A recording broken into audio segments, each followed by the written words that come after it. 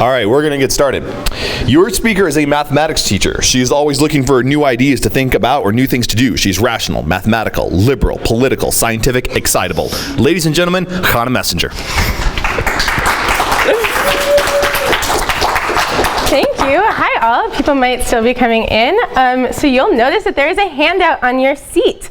I'm a teacher these days, so this is kind of my thing. Don't run away. It's kind of a fill-in-the-blank note sheet. So if the spirit moves you, you are welcome to kind of fill in ideas as they strike you and as things come up in the talk, but you're also completely welcome to ignore it entirely.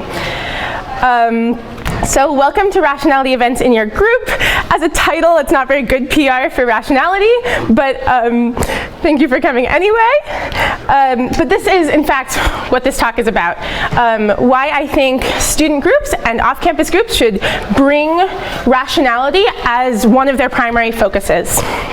And also how doing that will be better for the group and its members. So how many of the people here consider themselves rational? Aspiring. Cool, right, I knew someone was going to say that, or aspiring rational. How many of you consider yourself rationalists? Aspiring rational. Aspiring rationalists. Interesting. How many of you think that being rational is a good thing? Goal to aspire to. All right, I like it. This is my crowd. What words do you associate with being rational? Shout them out. I'm going to write them on the board. Reason, logic. Reason and logic. Critical thinking. Careful. Careful. Careful, like my spelling.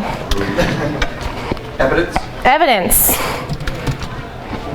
Emotional intelligence, social intelligence. Awesome. Those look like good things. I'm definitely a fan. So, as many of you probably know, rationality tends to be split into two categories. There's epistemic rationality, where we try to be more accurate, we try to think more clearly about the world, and instrumental rationality, where we try to get things done. Whatever our goals are, we want to accomplish them. What I'm going to be focusing on in this talk is epistemic rationality, but I think it would be amazing to have a group that's focused on getting things done as well, and I'm happy to talk about those in the Q&A. So these words are incredibly important to secularists and non-believers and atheists, you people. We take great pride in the way we think, the way we assess and evaluate evidence, the way we examine the often poor reasoning of others, and the way we construct better arguments ourselves. I'm sure that the majority of people in the room could give me binders of excellent arguments that they've created on Facebook and Twitter and all over the internet that were just knocked down and brilliant. You should all put them on your resumes. So when we think about bringing rationality to our group, we realize that we already have these values. The secular groups already feel like doing this. You'll notice, and this is the first interactive part, rationality means to me is one of the first things on your note card. So if you feel like some of the things are new to you, or you want to add other things, or there are other ways of thinking about being rational that you want to bring to your group, you're welcome to write those in. So I love being part of a community that prizes things like this, and you guys probably do too. The secular community has geared itself around trying to be better at logic and reason and methods and evidence, and I think that's fantastic. But I think on the other hand, we're also coming to realize as a community that atheists are a group of people who have answered one question right. And that's not enough for me. That's not really what I want to be known for. I want to answer all of the questions right. So there's a place on your sheets, for those of you following along, that asks what questions you have that you really want to be right about, that you really deeply care about. I'm going to give you a couple seconds, and I want people, if they feel comfortable, to share theirs, and I'm also happy to share mine. What's a question you really care about the answer to? I really care about helping people be more rational and achieve their goals. Helping people be more rational, how to do it best, what does that mean? Other things, yeah? The roots of the problems in the Middle East. The roots of the problems in the Middle East. That's an easy one, no big deal. Yeah, and that's a huge question, and it really takes rational thinking to be good at understanding. What else? So I'm an educator. I really care about education. There's some evidence that charter schools do better than public schools. How much better? Should we start making all schools charter schools? Are teachers' unions good? Those are hard questions. Those are really politically fraught questions. And those aren't probably questions that you've talked about with your secular communities. But I want to be part of a community that answers questions like that, and like how to be more rational, and like the problems in the Middle East. And these are big questions. They're like quests, right? And quests always have dragons. So we have to learn how to tackle them. And we can do it together. So let's meet one of these dragons. You will see some numbers on the board. If you know this game, don't help out. 531 is a set of 3 numbers that follows a rule. It is your job as a group to figure out what the rule is. What you are allowed to do is to shout out 3 numbers, and I will say yes or no to whether it follows the rule. And you can also guess rules, at which point I will smile pleasantly and say nothing, because I'm a teacher and it's annoying. And it makes you think more. 531 follows the rule. Your job is to formulate a hypothesis about what you think the rule might be, and try to test it. 975. 975 does follow the rule. And you're welcome, there is also a place to write it on your sheet. 975 is a yes. I guess I'll just write the ones that are yes. 975 is a yes. 13119. 13119 is a yes. Anyone have a guess as to what the rule is? The descending order. Interesting. Consecutive odd numbers. Consecutive odd numbers. Interesting. What else? Or can I guess again? Yeah? 135? 135 does not follow the rule. 17, 15, 13. 17, 15, 13 does follow the rule. 12, 10, and 8. 12, 10, and 8 does follow the rule. Okay, guess a rule. Yeah. Okay, so subtracting 2, decreasing each time. Or you could go with the consecutive. Oh, I can't say either consecutively even decreasing each time or consecutively decreasing. Who agrees with that? You subtract 2 each time. Cool. How sure are you? I did say no to 135. That's true. Interesting. Huh? So 3, 2, 1. 3, 2, 1 does follow the rule. Uh-oh, something just happened. Something really interesting just happened. What happened was we had a hypothesis, right, that a lot of people were kind of coming around to, and then somebody broke it. This is a really good game. I'm not going to tell you the answer until the end, because I'm a teacher and it's annoying. Unless you want to keep guessing. Go for it. 0, -1, -2. Yes. 110, 9. Yes. All right. Those are better guesses. Maybe I'll tell you. What's up? 1 billion to 1. Yes. Each number just has to be lower than the last. Yes. Well done. Congratulations. I'm very proud of you. So, this illustrates so many amazing things. One of them is hypothesis generation, right? All of you were either implicitly or explicitly, you could have done it on your sheet, thinking about what hypothesis fit the data. Well, it seems like there's a lot of, consecutive odd numbers going on. So and then you have to generate guesses from the hypothesis. Well, how am I going to test that hypothesis? You also have confirmation bias, right? What did people do? They thought, oh, it's consecutive odd decreasing numbers. So let me guess consecutive odd decreasing numbers. That makes sense. And it does make some kind of sense, except it doesn't actually help you narrow the field of what it could be. Because if you keep guessing and you keep being right, then you get the validation of me telling you you're right, but not much else. So what did 102.1 do for us? It broke the consecutive. It broke the consecutive. It tried to be wrong. If my hypothesis that it has to be descending by 2s was right, 102.1 would be wrong, and that would give me more information. But it was right. Shoot, our hypothesis must have been wrong. So that's a lot of rationality in one activity. It's a lot to talk about with a group in one activity. What I also like about activities like this is you get to learn about yourself. Maybe you're really good at generating new guesses, but not very good at abandoning the hypotheses that aren't doing you much good. Or maybe vice versa. Maybe you're good at knowing which guesses are useful and not useful, but you're not good at coming up with them yourself. Maybe you're not sure how to change your hypothesis when your first one's wrong, like 100 to 1, uh-oh, might as well give up, which my students do all the time. Maybe I cling too tightly to my original guess, because I'm like, 100 to 1 is kind of like odd numbers decreasing. Like maybe if I just like tinker with it a little, the hypothesis will work out. And so you can see where your strong and weak points as a rationalist are, and you can discuss it as a group. And these approaches to thinking that we've done in this fun little game come up in all kinds of thinking. A lot of you probably have a current belief about climate change. Or to take one further afield, private versus public funding of space exploration. That's a hypothesis you have about the world. How did you generate that hypothesis? What would make you abandon it? How good would you be at coming up with new hypotheses? What do you think you know, and how do you think you know it? So you can think about doing this with your group. This very activity, in fact. You can like think of what a cool rule would be with your exec board, right? And you can have a really interesting conversation about what rule, maybe descending order, maybe increasing order, maybe make it a little weird. All the numbers have to be irrational if you want to psych out the non-math people. And that's a really good conversation to have that itself has a lot of rationality in it. And then you get to play that game with your group, discuss the answers, discuss what everyone was thinking.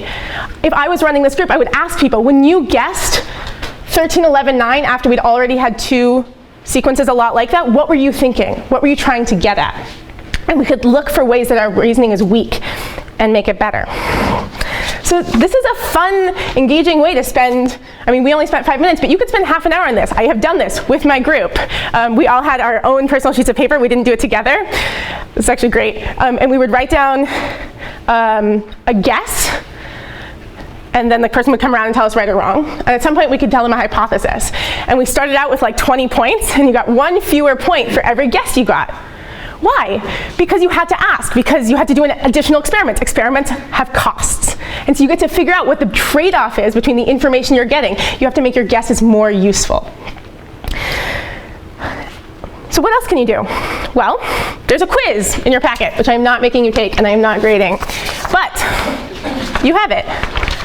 This is a shorter version of a quiz that I have given to my group. You should try it. It's kind of fun. You don't have to do it right now. You can kind of see what's going on. Some of these questions might be super familiar to some of you. Some of you might have never seen them before.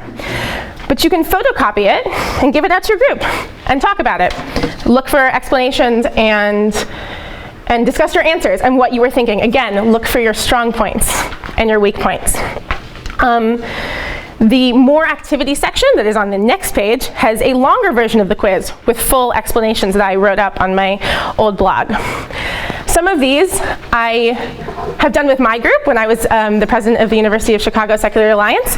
Some of them I made up a week ago. You will notice in the more activities section, as per Kelly Freeman, who was worried that my talk would be the opposite of hers, not all of them are math and science-y.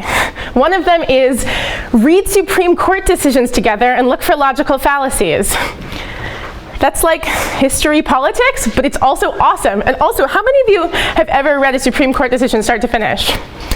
Awesome. It's kind of fun. Maybe I'm a nerd, but like it's really interesting. And they have to lay out their reasoning, and they have to cite laws and reasons and make claims. That's rationality just as much as playing a numbers game is. So I encourage you to do it. It's fun. It'll improve your thinking. But I want to make an additional plea and an additional point. Including these types of activities and discussions in your group's activities won't just be enjoyable, it won't just make your group members better at thinking. You'll actually have changed the nature of your group. Every group does different things. I've seen countless posts on the Secular Student Alliance Facebook and Twitter feed about stone a heathen and standing up to homophobic preachers and reaching out in so many amazing ways. But I do notice that so many of these events are focused specifically on being secular and non-religious, which of course makes sense. That's what brought us together in the first place. But a community can be about so much more than what brought you together in the first place. You can use the community that you form to push yourselves further, to make yourselves better. You can be a community that formed around answering one question right and help each other answer the rest of them. Atheism, as is so often noted by our critics and supporters, is a negative. It's an absence of something. And it's a very, very important one. But as part of the secular movement, we want to create positive things too. That's what humanism is for, but it's also what rationalism can be for. Learning about cognitive biases and common failures to think properly, those dragons we talked about, they don't have to be those things that you do outside of meetings on the internet by yourself. You can build a community that works on difficult problems together, reinforces each other's good thinking, calling out the bad thinking. You can try to make everyone's arguments and opinions and thinking as clear as they can be. And you can watch as the rest of your group's activities, discussions, debates, arguments about how the group should be run, become more productive and more rich, because everyone is adhering to the same ideas of what it is to think clearly. So I encourage you to go back home to your groups and create this something positive. Your group can be a place not just for the non-believing, but for anyone who wants to be a better thinker, who's searching for the right answers, and who wants other amazing people to do it with. Thank you very much.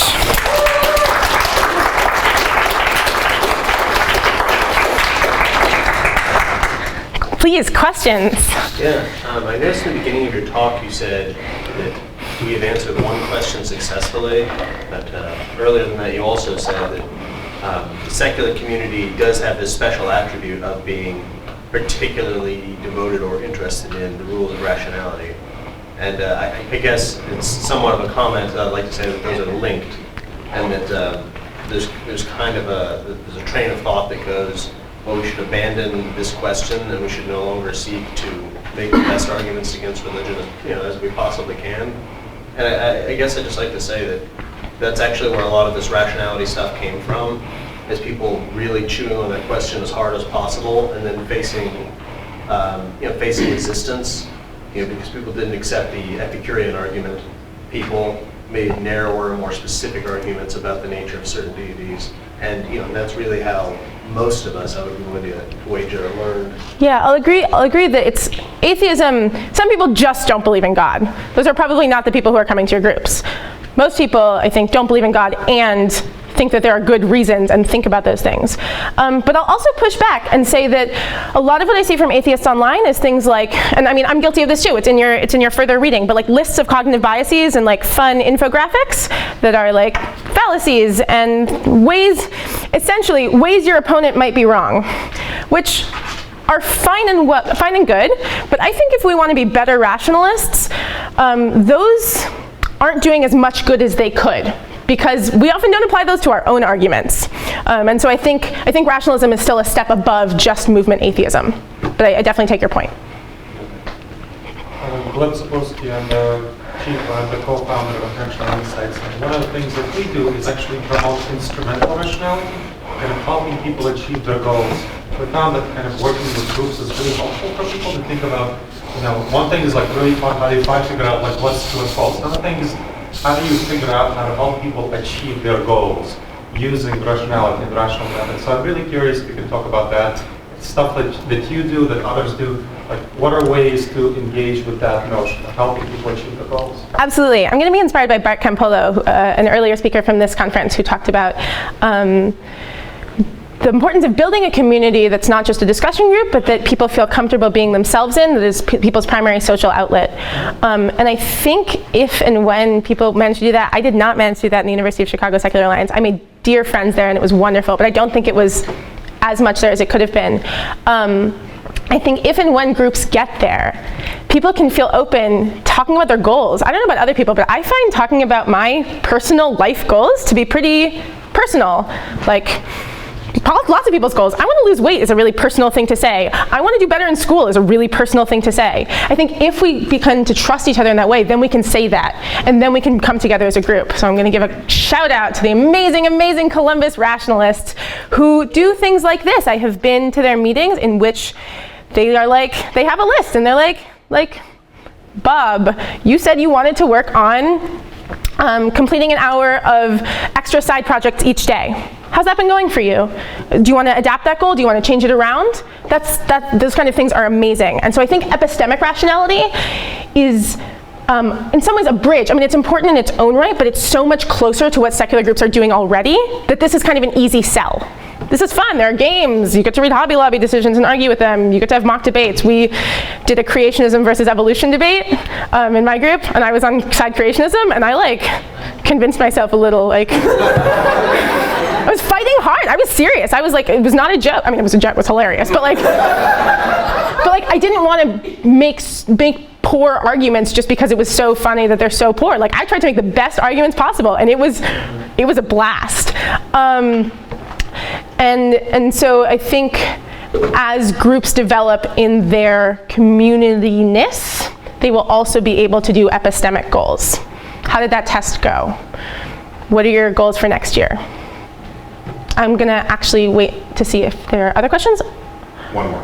One more. Oh, one more question. If anyone else wants to? Otherwise, I will let Gleb have his follow-up. Go for it. So I think there are also very easy goals to reach, kind of that people don't need to talk about elect goals. Is this a question? Question, it's easy, it may be easier to go with specific goals, how do you manage procrastination? How do you manage specific things that you don't need a lot of trust to talk about, but there are easy strategies and steps. I think it would be an utterly amazing thing for secular groups to have meetings in which they discuss the research about procrastination and all set goals for each other on a college campus. That would be amazing. I'm pro that. Cool. Thank you very much. Go forth and be rational. Thank you so much.